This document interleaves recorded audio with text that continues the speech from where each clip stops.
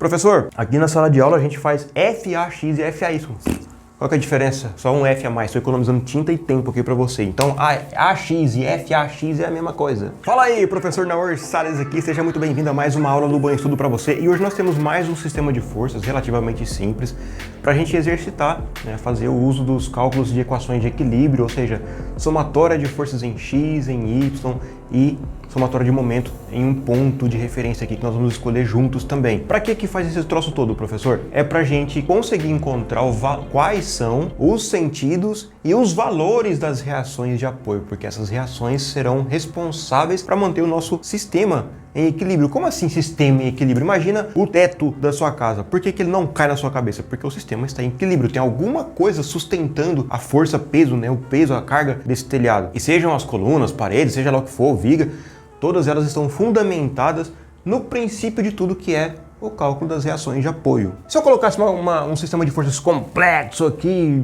você ia conseguir entender o que eu ia te explicar, mas você não entendeu o fundamento da coisa. Então vamos, maratona aí, um exercício após o outro para você entender quais são os princípios mais básicos. Primeira coisa que nós vamos fazer, passo a passo, tá? Isso que nós vamos fazer aqui é a mesma coisa que você vai replicar para todos os outros. Primeira coisa que nós precisamos fazer é entender, né, fazer uma análise geral aqui desse sistema de forças. Então basicamente nós temos uma barra simples. Por que simples? É simples, é uma barra, não está engaçada de um lado, não tem articulação, é simples, é uma barrinha. Bi apoiada, porque apoiada sobre dois apoios, bi, dois, onde o da esquerda é fixo e o da direita é móvel. Nós vamos ver a diferença disso daqui lá no diagrama de corpo livre. Tem diferença o apoio fixo do móvel? Tem, mas relaxa que nós vamos entender juntos. E aí nós temos mais duas forças de ação aqui, né, para baixo, essa força de 10 N, essa força de 20 N. Nós precisamos construir o diagrama de corpo livre. O que é o diagrama de corpo livre? É quando eu falo assim, faz o DCL, diagrama de corpo livre. Ou seja, não vai interessar para nós o formato triangular, esses risquinhos que significam o engastamento da parte inferior do apoio fixo. Não. Apoio fixo significa o quê? Apoio fixo, ele impede movimento tanto no eixo X como no eixo Y. Então vai um vetor lá de reação no eixo X e um vetor de reação no eixo Y. Acabou. É isso que nós vamos colocar lá no diagrama de corpo livre. Então vamos desenhar aqui, ó, uma barra simples,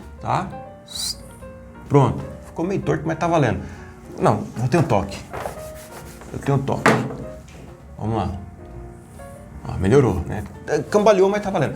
Aí, o apoio fixo à esquerda significa que nós temos dois vetores de reação, ou seja, não pode ter movimento nem em Y e não pode ter movimento em X também não. Então nós temos, como ali é o ponto A, né? Nós temos então um vetor de reação chamado AX e um vetor de reação chamado AY. Entendeu, né? Professor, aqui na sala de aula a gente faz FAX e FAY.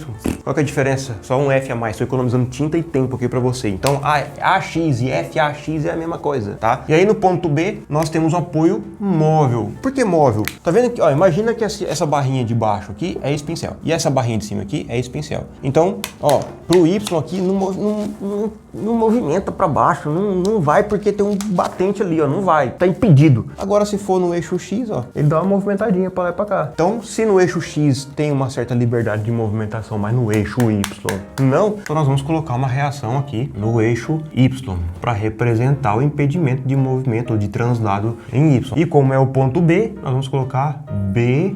Eita, pega. Um B que parece um A? Não, é um BY. Beleza? O que tá faltando aqui agora? Tá faltando as duas reações, as duas ações, né? A de 10 N e a de 20 N. Então vamos colocar aqui. Ó, o nosso diagrama de corpo livre tá quase pronto, hein? Tá faltando uma coisa. Sabe o que é? Você que pensou nas medidas está correto, meu camarada. Sem medidas a gente não faz nada aqui, ó. Cadê a cota de metro? Tá aqui, ó, miséria. Pronto. Nosso diagrama de corpo livre está pronto. Agora nós podemos partir, né, para o próximo passo, que é resolver as equações de equilíbrio. Quem são as equações de equilíbrio? Somatória de forças em X igual a zero. Somatória de forças em Y igual a zero.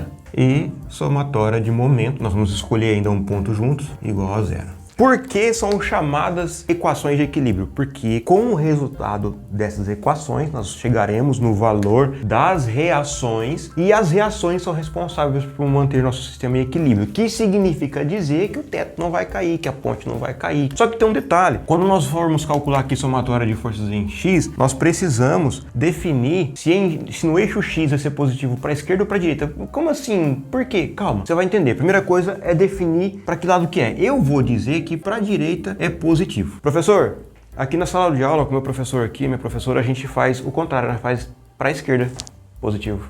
Aí tá errado. Não. Tanto o seu professor está certo, como eu também.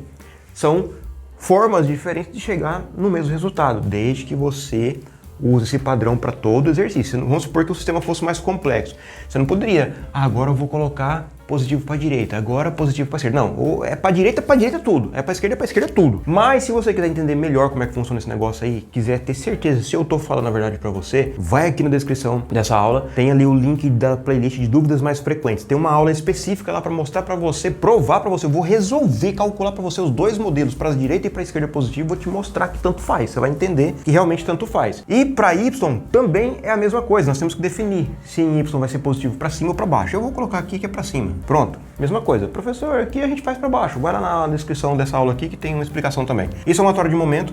Eu vou colocar sentido horário positivo, beleza? Mesmo padrão. Se você faz aí sentido anti-horário, vai na descrição lá que eu te explico e demonstro a diferença e a igualdade de ambas formas de resolver e te mostro ainda que o resultado vai sempre dar o mesmo. Precisa dar sempre o mesmo, tá? Agora nós podemos começar a resolver as nossas equações. Somatória de forças em... Por que somatória de forças em x, y e momento? Porque para um sistema ficar em equilíbrio, paradinho, para o teto não cair, nós precisamos anular as forças de ações com as reações no eixo x, nós precisamos anular as ações em y com as reações em y, ou a reação, e nós precisamos anular as interações, as forças que provocam momento, que tendem a causar momento. Inclusive, nós vamos ver aqui o que é momento. Então, aqui, somatória de forças em x. O que nós temos no nosso sistema, representado pelo nosso diagrama de corpo livre, que está atuando, interagindo em x. Então, nós temos a x, e a primeira coisa que nós podemos ver aqui, ó, certo? E se a x está para direita, e eu considerei que para direita é positivo, tá igual,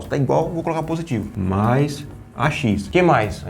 Só ele, só não tem mais nada. Então, igual a zero. Pronto. Significa dizer que, para que esse nosso sistema de forças fique equilibrado, paradinho, não venha a ruína, não caia, nós não precisamos projetar nenhuma reação no eixo X. Nossa, professor, não vai cair? Não, o cálculo mostrou pra gente. Não, com essa configuração, com essas forças aqui, não vai haver nenhuma incidência de ação, nenhuma ação em X. Se não vai ter nenhuma ação em X, por que você vai colocar uma reação? Não precisa. Somatória de forças em Y agora. Vamos analisar tudo que tem em Y. Nós temos aqui, ó, vamos colocar as duas incógnitas primeiro, a Y e mais Y. E ambas estão para cima. E se eu considerei que para cima é positivo, se está igual, vai entrar positivo então. Mais AY mais BY. O que mais nós temos? Agora nós temos as duas forças de interação aqui, 10 Newton e 20 Newton. Só que elas estão para baixo. E se eu estou falando que para cima é positivo, elas estão para baixo, está oposto ao contrário, se está oposto é negativo. Então, menos 10